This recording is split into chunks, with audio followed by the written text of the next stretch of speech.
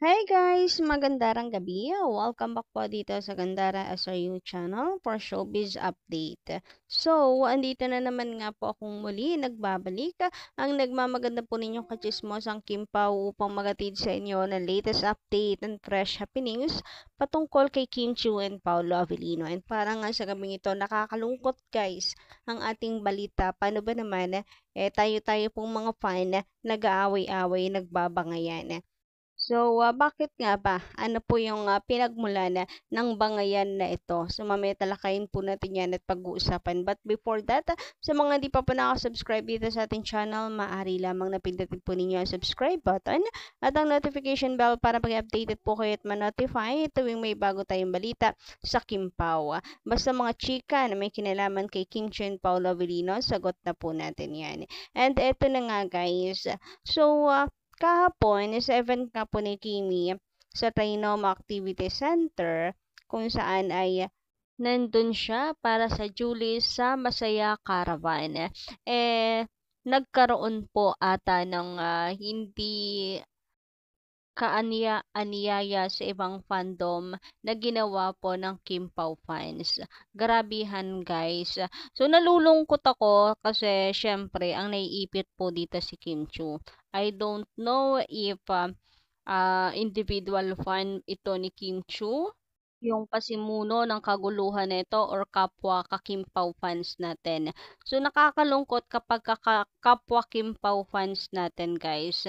Kasi siyempre tayo-tayo po yung nag-aaway-away. So tungkol nga po ito sa pagsigaw ni hindi na po tayo maglalabas ng pangalan.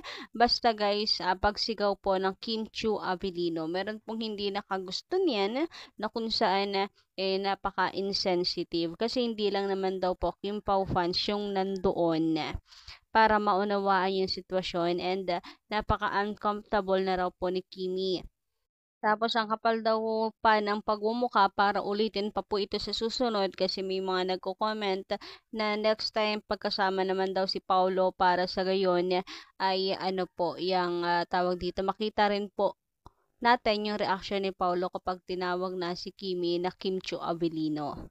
Nakakatuwa guys, nakaka-excite ako, gusto ko rin yun. Ano kaya magiging reaction ni Paulo? Baka mamaya bulungan si Kimi na pakasal na tayo. Ay, ganon.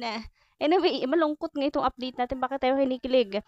Anyway, ayun, sana nga po ay magrespetohan na lamang po ng kanya-kanyang fandom. Di naman natin sila ginagalawin, di ba?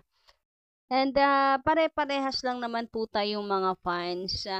At kaya nawa po ay kanya-kanyang galangan yung dilulo ng bawat isa sa atin, wag pong pakalman. Hindi ba po pwedeng katuwaan lang, minamasama naman agad-agad? And maganda siguro niyan guys ay si Kim Chiu mismo ang tanungin. Para malay natin, paalala pala ito nga, baka hindi na natin napapansin, uncomfortable si Kimi. So, maganda si Kim Chiu yung tanungin kung okay lang ba sa kanya, may nararamdaman ba siyang uncomfortable feeling ganyan kapag may tumatawag sa kanya na Kim Chiu Avellino para alam din po natin at makasigurado tayo at the same time since nakakausap naman po natin, hindi ba? Nakakausap naman ng ibang fans itong si Kimi, nakakalapit po sa kanya. So bulungan na lang ba, ibulong kay Kimi and malay niya makakuha tayo ng sagot. So matatapos na lahat, diyan matatapos yan. Nakakahiya kasi guys, malapit na po ang movie ng Kim Pao. Dapat na nagkakaisa po tayo at nagtutulungan bilang fan ni Kimi, mapa-individual man po or Kim Pao fans. Nakakahiya eh. Sa halip na nagtutulungan tayo, hindi, nagbabangayan, ayan, kanya-kanyang puna, kanya-kanyang pamumulis sa ex. Wala namang masama doon actually doon sa sinabi na Kim Chiu Avellino sa pagsigaw na yon. Even siguro yung mga taong hindi po Kim Pao fan, mga casual lang na nandoon ay understood na ganito kasi ang epekto ng tambalan ni Kim Chiu and Paolo Avellino kaya ganyan. And nagkakatuwaan nga lang Grabe, napaka-normal na po 'yan sa fandom, napaka-normal na po niyan sa love teams, ganyan. So, bakit kaya nakapagtataka na bakit parang, parang napakalaking mali nung ginawang iyon, eh. Hindi naman nagkakalatang fake news, halata naman na binibiro lang si Kimi. And I hope din guys, yung ibang fans, wag po tayong masyadong entitled na parang kayo lang po ang may karapatan na magnilulo, etc.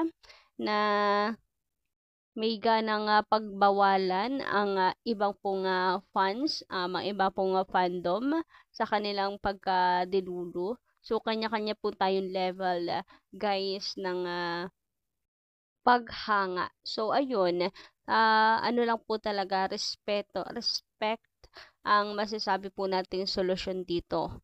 Nako, mahiya po kayo. Baka po hindi pa tayo makatulong para sa promotion ng Kim Pao, para sa promotion ng movie ng Kim Pao. Mabuti nga't na ano napaka-active, lagi pong nandiyan tuwing may event si Kimi. Tapos yung mamumuna, akala mo naman ang laki ng ambag, tamang ano lang din naman, abang ng update sa social media. Hindi nag-e-effort.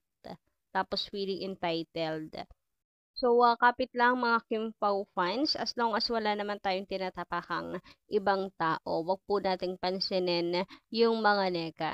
Sabi nga dito, true, don't be too entitled fan. We all have in common. That is supporting Kim Pao. Be nice. Sabi pa dito, true po yan.